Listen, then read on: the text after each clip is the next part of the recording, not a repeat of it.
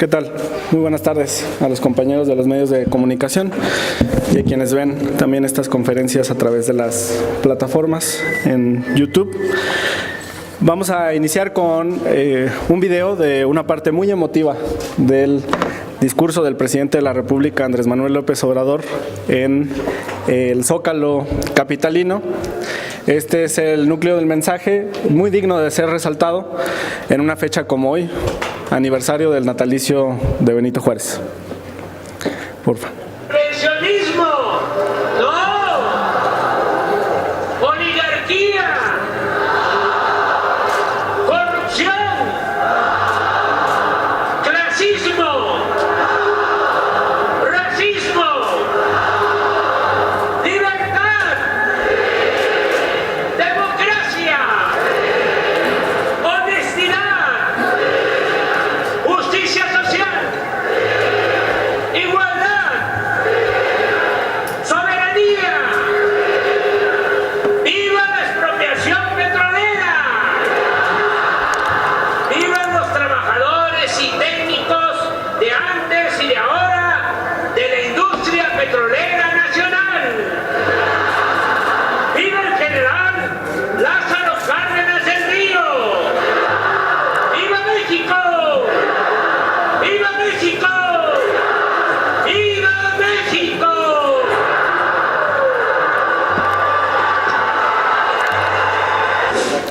Pues Gobierno de México. sí a la democracia, sí a la libertad, sí a la justicia, sí a la igualdad y no al racismo, no al clasismo. Para quienes dicen que el pueblo no existe, el pueblo existe y se manifiesta libremente en las plazas públicas del país. Muy importante en el marco de esta conmemoración del aniversario del natalicio de Benito Juárez, un extraordinario presidente quien impulsó las leyes de reforma, el Estado laico, la educación laica y garantizó derechos para todos los ciudadanos. Vamos a tocar el tema del Instituto Nacional Electoral, particularmente del viaje de Lorenzo Córdoba a Estados Unidos. Se va a reunir con el golpista de Almagro, secretario general de la OEA, y pues el instituto emitió un comunicado. Aquí hay un tema pues particular sobre los recursos que se utilizan para este tipo de viajes. Nosotros ya les habíamos adelantado sobre el contenido del órgano interno de control, de su informe anual, en el que señala claramente las partidas. Y ahí hay un contrato, el alusivo a los viajes, tanto nacionales como internacionales. ¿Te puedes brincar hasta esa diapositiva, por favor? Es un contrato por 9,765,000 pesos. Ese fue avalado en una tercera sesión ordinaria del 2022, el 2 de marzo del año anterior. Y el concepto es servicio de una agencia de viajes para la reservación, compra, emisión, modificación y cancelación de pasajes aéreos nacionales e internacionales que requiera el Instituto Nacional Electoral, es el número 5 de la tabla. La clave del contrato es LP-INE-21-2022. Y el monto por el que fue adjudicado fue 9,762,112 pesos. Porque nos han estado preguntando a través de las redes sociales cómo se financian este tipo de viajes al extranjero de Lorenzo Córdoba y de otros consejeros. En esta ocasión creo que de manera excepcional no lo acompaña Ciro Murayama, pero sí va el consejero presidente al extranjero y ese es el contrato, esa es la clave y ese es el monto de los recursos asignados. El presidente de la República también en el discurso en el Zócalo se refirió a quienes van al extranjero, particularmente a Estados Unidos, en momentos decisivos para la República como el que estamos viviendo. ¿Puedes poner el video, por favor? Los millonarios pedían que fuera la intervención a los Estados Unidos, fue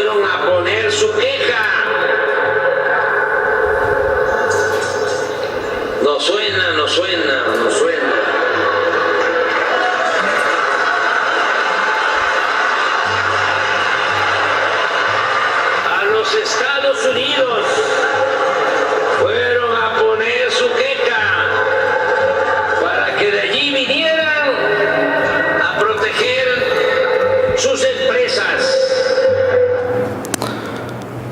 Bueno, él hacía memoria de lo que ocurría en términos de la expropiación petrolera, pero la realidad pues es que vivimos tiempos similares de un conflicto entre el sector conservador, la derecha, y el sector liberal, la izquierda.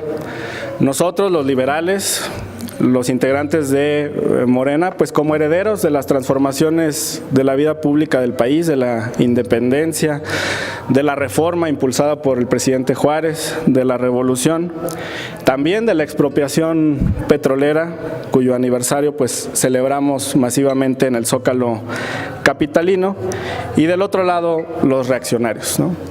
Va entonces Lorenzo Córdoba a Estados Unidos a reunirse con el secretario general de la OEA, Luis Almagro. ¿Quién es Luis Almagro? Pues alguien que ha estado apoyando los golpes de Estado en toda la región, en Latinoamérica, alguien que tardó en pronunciarse sobre la toma del Congreso en Brasil, sobre la toma de los edificios de los poderes. Fue hasta el día siguiente de que ocurrieron estos lamentables hechos que pues condenó esta actividad, y por un llamado de los países progresistas a que esto no se podía permitir, pero ha guardado silencio en otros casos como el de Perú, y ha participado también con declaraciones como en el caso que hemos visto de Bolivia. El consejero entonces Córdoba va a reunirse con él y además va con otras organizaciones internacionales, mesas redondas, que supuestamente pues tienen que ver con actividades relacionadas con la democracia. La realidad es que a 2 semanas de que deje el cargo esto es infructuoso. Debería estar pensando mejor en preparar su acta entrega. Aquí en San Lázaro se está desarrollando el proceso de designación de la persona que llegará en su lugar, que tomará la presidencia del Instituto Nacional Electoral el próximo 3 de abril. Un proceso meritocrático, un proceso que se ha desarrollado en etapas de examen escrito, después con el análisis del ensayo, de la carta de exposición de motivos, y ahora con las entrevistas que esperamos, como lo anunció la integración del comité técnico en pleno, que se iba a publicar una vez terminadas para no darle ventaja a los aspirantes que venían en las etapas subsecuentes. Sobre este aspecto, pues nosotros confiamos en el proceso que se está desarrollando, esperamos que quienes lleguen a la presidencia e integración del Pleno del Consejo General traigan otra idea. Si el consejero Córdoba quiere viajar, pues que se espere 14 días, con su cochinito dorado y su finiquito le va a ser más que suficiente para darle varias vueltas al mundo si así lo desea, pero decide a pocos días de irse seguir viajando a costa de las y los mexicanos. Ya expusimos ahí la clave del contrato. Puede que para este año, para el 2023, sea un contrato diferente, pero ese es el monto que se aprobó en marzo del 22, y seguramente las partidas son similares para este año. ¿Qué ocurre? Que la fiscalización sigue bajo un proceso de anualidad y posterioridad. Por eso el informe que el Contralor entrega en 2023 trae los datos de 2022. Bueno, pues por mi parte es todo. Si alguna, ¿todo bien? Una de Margarita. Buenas tardes, Margarita. Buenas tardes.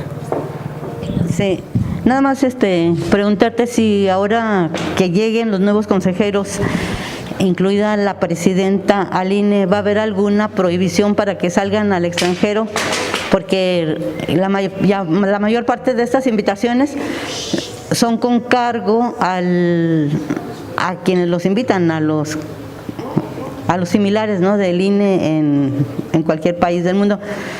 Ellos no, bueno, de acuerdo como han establecido los consejeros, entre ellos Lorenzo Córdoba, que ellos no erogan nada, no va a cargo del erario ni del instituto, sino que van invitados con todos los gastos pagados. ¿Ustedes van a poner una prohibición para que los consejeros, en este caso la presidenta, vaya a reunirse con sus similares de otras naciones, o cómo le van a hacer para terminar con estos viajes. Y la otra también, en estas entrevistas que se han hecho a los aspirantes, a consejeros, pues hemos visto toda la mordaza que les han puesto a quienes salen de las entrevistas, que incluso es tanto deshonroso, yo creo, para ellos como para uno de reportero, estarlos esperando en la calle para que puedan hablar y bajo la consigna de que no tienen que decir nada. A esto ustedes les llaman transparente y abierto este proceso. Gracias. Y ya, para concluir, ¿qué tanta credibilidad va a tener quienes lleguen allá al Consejo General del INE cuando sabemos que, aparte de la intervención que tuvo el TRIFE para que fuera una mujer la que ocupe el cargo, pues en Morena pues ya está designada la presidenta, que sería Berta Alcalde? ¿Qué tan legítimo es? Porque legal pues sí va a ser, porque lo van a escoger aquí, pero la legitimidad que tienen estos procesos, y sobre todo cuando se hace gala de la transparencia que hay en Morena y sus aliados. Gracias. Gracias, Margarita. Bueno, primero, aquí tengo el comunicado del instituto y en ningún lado dice que los gastos sean a cargo de alguna de estas instituciones que enuncian. Había que preguntarle a Almagro si le pagó el viaje. Yo no creo que la OEA esté pagando el viaje. Independientemente de eso, pues no son tiempos prudentes o propicios. ¿Qué va a acordar o qué va a construir? Lo que acuerde allá, ¿qué va a poder ejecutar en estos 10 días que le quedan? Cuando regrese, me refiero, está 2 semanas, se va 4 días, cuando regrese le van a quedar 10 días. Los acuerdos que tome, ¿qué efecto práctico van a tener? Es turismo a cargo de los recursos de los ciudadanos, sean los de aquí o sean los de otro país, pero pues les expuse ahí el contrato para la compra de boletos de avión nacionales e internacionales, 10 millones para eso, casi. Supongo que de ahí salen los recursos, si no, ¿para qué celebraron ese contrato de pasajes de avión? A lo mejor allá le pagan el hotel o lo invitan a comer, habría que preguntarle para que tengamos un reporte.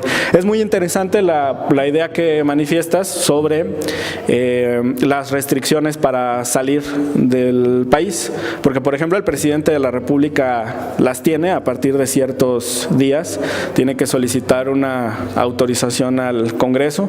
Me parece prudente que los titulares de los órganos constitucionales, si van a tener viajes extensos, soliciten autorización. Imagínate este tema siendo discutido aquí en la Cámara, ¿no? Si a 14 días de irse se le concede o no la autorización para salir del país, porque se puede prestar para otro tipo de acuerdos, ¿no? Sobre todo si va a ir a dialogar con golpistas como Luis Almagro. Lo vamos a considerar, es una muy buena idea. Muchas gracias. Una última pregunta, diputado. En el tema, no le contesté, en el tema del, en el tema de la intervención del tribunal, pues hemos platicado aquí en varias ocasiones sobre estas sentencias que no han sido lo suficientemente profundas y que pueden resultar incluso contradictorias. Por ejemplo, en el caso de la persona no binaria, en esa sentencia el tribunal no dice si puede integrar o no la quinteta para la presidencia del instituto, entonces no ha detallado esa parte. Sé que el diálogo con el tribunal va a seguir su cauce y esperemos tener todos esos datos. Las entrevistas, según lo dijo el propio comité, van a estar almacenadas y las van a hacer públicas. Va a ser un momento muy importante porque al analizar los videos tú vas a poder ver si quien pasó a las quintetas dio o no dio una buena entrevista, y eso qué bueno que siempre esté bajo el escrutinio de ustedes. Yo coincido en la máxima publicidad. El punto está en que desde la primera resolución el tribunal le quitó a la Junta de Coordinación Política el derecho a conocer informes por parte del Comité Técnico, y eso también restringe que, por ejemplo, venga aquí Nacho o que venga el coordinador de los diputados del PAN o del PRI y les expongan lo que consideran sobre este proceso. En realidad, pues es una restricción a la información, no solamente de ustedes por su trabajo, sino de toda la ciudadanía a conocer lo que pasa con el proceso. Nosotros, en la medida de lo posible, pues intentamos orientar o explicar. Gracias. Pero a lo que me refería también era el asunto de que se les tuvo que entrevistar en la calle porque aquí estaba prohibido. Lo mismo pudieron haber visto aquí adentro que allá afuera. Entonces no entiendo cuál es esa ley mordaza que les pusieron a Sí, deriva de la determinación del tribunal. Si el tribunal hubiera dicho máxima publicidad, que se conozcan todos los contenidos de las entrevistas, que se conozca en tiempo real por la ciudadanía, tendríamos otro escenario. Pero el problema es de origen por la primera resolución del 23 de diciembre. Yo espero que en lo sucesivo sea más transparente el proceso, pero no es algo en lo que resultemos culpables los diputados, y nosotros lo que queremos es eso, transparencia en el proceso, y vamos a revisar los videos de las entrevistas cuando se publiquen. Karina Palacios, Canal del Congreso. Sí, hola. Hola, ¿qué tal, diputado? Preguntarle sobre esta gira que hace Lorenzo Córdoba a Estados Unidos. ¿Ustedes van a interponer algún documento o que se sancione esta visita del funcionario a Estados Unidos, o les van a hacer un llamado a la gente con la que se va a reunir? Vamos a solicitar información al instituto y también lo vamos a hacer de conocimiento de los órganos de fiscalización y de auditoría para saber si esos recursos provienen de los contratos que aquí expusimos o si son versiones más actualizadas, porque estos son contratos del 22, hay que ver si se celebraron por 12 meses o por 10 meses, porque son contratos de febrero o marzo del 22, hay que ver si los cerraron a diciembre del 22 o si son multianuales y alcanzan hasta estas fechas de marzo del 23, para saber de dónde provienen los recursos. Y eso se puede complementar con la idea que tuvo Margarita sobre la restricción de los viajes internacionales de los titulares de órganos autónomos. Pero lo primero, antes de denunciar, es conseguir la información. Nosotros llamamos al instituto a que sea transparente en este caso. No lo ha sido, por ejemplo, en el tema del cochinito dorado. Solo transparentaron la parte del finiquito en sentido estricto, pero nunca han dicho a cuánto asciende el seguro de separación individualizada. Esa es la parte pues más robusta de esta alcancía dorada, es en la que hay más millones, pero vamos a solicitar esa información. Ok, en otro tema, y aunque sé que no es un tema de aquí de Cámara de Diputados, sino de Senado, quisiera conocer su opinión respecto al veto de comisionados del INAI que ejerció el presidente López Obrador, y en este sentido pues también es una institución que está al borde de la inoperación por la falta de funcionarios. Claro. Yo estoy de acuerdo con lo que decidió el presidente de la República. De hecho, nosotros en este seguimiento del proceso que estamos realizando de los integrantes del Consejo General, tenemos, por ejemplo, estas listas que son de quienes avanzaron en la etapa, pero en esta columna de acá vas a poder ver que está un número. Ese número es el resultado que tuvieron en el examen escrito. ¿Por qué? Porque como el presidente de la República lo señaló, pues le pareció inadecuado que alguien que hubiera tenido el segundo peor resultado de todo el concurso llegara al pleno del INAI. Entonces, bueno, la propia Constitución establece que después de este veto ellos, por el 60% de los presentes, pueden aprobar una nueva designación, puede haber un segundo veto y entonces ya una tercera ronda en la que ellos designan directamente sin estas posibilidades. Pero yo, con mucho respeto, pues invito a mis compañeros de la colegisladora del Senado a que desarrollen un proceso privilegiando la capacidad de los perfiles. Así se está haciendo aquí en la Cámara de Diputados. Por eso el primer filtro fue el examen. Quien tenía un mal resultado en el examen no avanzaba y no podía ser designado consejero del INE. Y sobre la inoperatividad, sé que para las resoluciones se requieren 5, pero siguen estando 4 de los 7, digamos, para temas administrativos no va a cerrar las puertas el instituto, se puede resolver de manera pronta. Seguramente el Senado va a realizar esta designación en las próximas semanas y además viene otra vacante muy pronto, entonces en ese proceso también que va a empezar a correr, supongo con una convocatoria distinta, pues el Senado va a actuar debidamente. ¿Va? Pues muchas gracias a todas, a todos, y lo de ayer en el juego era safe. Nos vemos.